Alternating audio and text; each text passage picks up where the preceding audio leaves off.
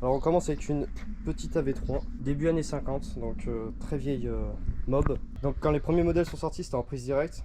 L'embrayage il est apparu un peu plus tard. Et les carters et les caches aussi sont très, très spéciales, typiques des mobylettes de ces années-là. Pour les avoir d'essence aussi assez particuliers, hein. On peut le voir ici. On a les phares à l'avant et ainsi qu'à l'arrière. Ici. Donc tout petit à l'arrière, hein, le phare. Donc on enchaîne ensuite sur ce modèle, une AV87. Donc modèle très rare, hein, avec une fourche à balancer. Option biplace. Hein. Donc, ce qu'il faut savoir, c'est que durant les années 60, toutes les motos bécanes étaient arrondies. On voit au cadre qui est bien arrondi. Celle-ci elle est équipée d'un embrayage et d'un moteur à variateur. Donc ici on a une AV89, juste derrière qu'on présentera après la SP50. C'était deux mobylettes de luxe pour l'époque. Les motos bécanes des années 60 avaient les mêmes boîtes à outils arrondies comme celle-ci. Hein. On peut le voir aussi sur la SP50 et sur la AV87 qui est juste derrière. Donc ici on a un pare-jambes, c'est pour protéger du vent surtout et de la pluie en même temps. Donc sur ce genre de modèle, il n'y avait pas de bride à l'époque, ça montait jusqu'à 60, 70 facilement. Après, en même temps il fallait ça parce que c'était une biplace, donc quand on emmène deux personnes, il faut que ça pousse un peu plus.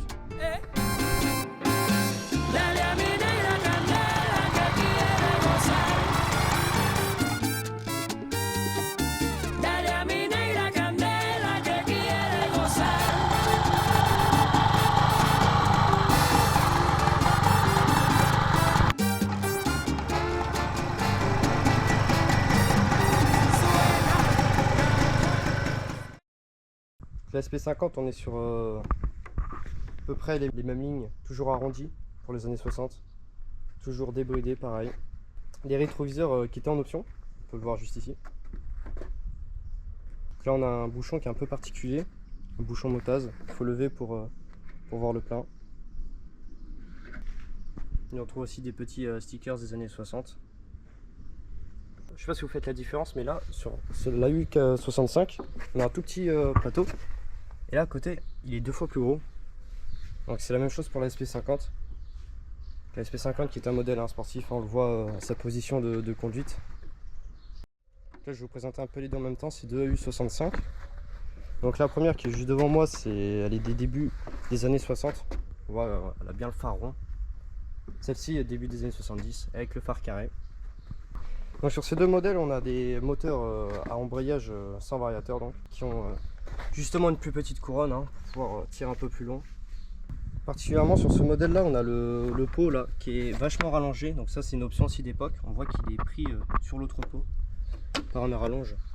Donc à quoi il servait le pot? En fait c'était simplement pour pas salir les flancs et aussi les jupes des femmes. Donc là maintenant on est face à une AV89. Donc c'est le troisième modèle qui est sorti après celui qui était un peu plus long là-bas. Donc là c'est comme la AV89 qui est là-bas. On a une selle en option. Et par contre, même si tu prenais pas la selle en option, tu avais quand même les cale-pieds. Donc pourquoi, je ne sais pas. Celle-ci elle était équipée aussi de toutes les sacoches et tout qui ont été enlevées. Toujours le petit symbole Mobimatic sur le réservoir. Le phare carré. Donc pour une petite anecdote, la différence entre moto Ecan et moto confort, qui sont tous les deux de la même filière, c'est que ça va jouer à une lettre près. Donc on a les modèles AU comme les deux qui sont en face de moi, c'est moto confort pour AU. Et quand on reprend la AV89, donc celle-ci c'est une moto bécane. Et sinon ça appartient tous à la marque Mobilette. Là, ce qui est bon à savoir, c'est que là on a le modèle des années 60 et ici le modèle des années 70, comme on peut le voir. En plus du phare là qui est rond et celui qui est juste après est carré, le cadre et les carters, et les caches même, sont tous arrondis sur les années 60. Donc là aussi, sur ce genre de modèle.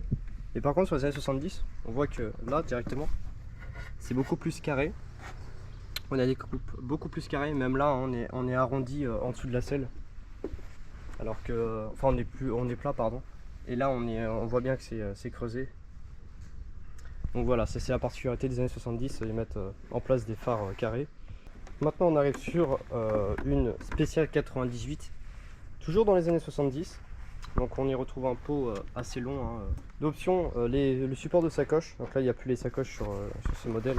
La petite particularité, parce qu'il faut savoir que cette mob était destinée à la montagne, donc à franchir des côtes et tout. On a un embrayage avec un double variateur et même une boîte relais qui permettent du coup d'avoir énormément d'accélération et de pêche au démarrage. On a un ventilateur en fait qui va venir ventiler le moteur, il va venir refroidir le moteur par cette plaque. Et derrière ce cache en fait on a la boîte à relais. Ici on a ce petit levier qui permet du coup de choisir le mode. Donc on a, quand on pousse vers là pour démarrer le moteur, donc on pédale pour uniquement démarrer le moteur. Ici c'est la position de route pour que le moteur après lui envoie aux roues. Et quand on recule, c'est uniquement pour, c'est pas une marche arrière, hein, c'est uniquement pour pédaler en mode vélo. Donc toujours le même petit logo sur le réservoir chromé, Mobimatic. Par contre cette fois-ci le bouchon il est triangulaire, donc forme assez particulière. Pareil, hein, les poignées qui étaient typiques sur ce modèle. Donc le nom c'est poignée Saker, voilà. Ensuite la selle qui était une selle double place, qui n'était pas une option hein, à l'époque, hein. Sortait comme ça. Donc là on n'a pas les cale-pieds parce que ils y sont plus, ils sont pas montés, mais on a les supports qui sont ici. Donc c'était fourni hein, avec. Donc je voulais revenir sur la 98, parce que j'ai fait oublier un détail que j'ai appris il y a un instant. Le moteur il tourne à l'envers, donc il tourne dans le sens horaire, typique des 98. Il y a aussi la 89Z, c'est le moteur à contre-piston là, qui lui aussi tourne dans le sens horaire, donc à l'envers. Donc juste avant de présenter le caddie, je tenais à revenir sur toutes les mobs qu'on a présentées. Donc ici sur la V3, on a un moteur du coup d'AV3. Sur toutes les autres, c'est des AV7 les moteurs. Ensuite on passe sur la moto Wagon qu'on présentera après le caddie. Le moteur c'est un AV10. Donc là ça c'est, on a dit un moteur AV3. Et comme les moteurs AV7, on a une admission par cylindre. Je sais pas si on va pouvoir bien le voir sur des mobs. Mais en gros à l'intérieur là on a le carbu qui est directement relié dans le cylindre. Je sais pas si il y en a une, il n'y a pas les caches. Donc ici on peut assez bien le voir hein, directement relié dans le cylindre, alors que la V10 qui est sur la AU88 là au fond, directement dans les carters en bas. Tac, là on voit aussi, c'est bien, c'est un peu sombre mais on voit. Et donc sur le caddie que là je vais vous présenter, donc c'est début années 70 aussi, c'était les premiers modèles de caddie à grande roue, parce que c'était destiné aux femmes. Ensuite on aura des modèles avec petites roues qui seront même pliables. Donc lui le moteur c'est un moteur X1 sans variateur, donc avec embrayage, petite couronne. Puis globalement c'est un modèle assez simple, hein, frein patin. On n'a même pas de compteur, on a même pas de klaxon. C'était une petite sonnette de vélo. On a comme des feux. Hein. Donc on va passer sur la dernière, une moto Bécane AU88. Le phare aussi bien carré. Hein.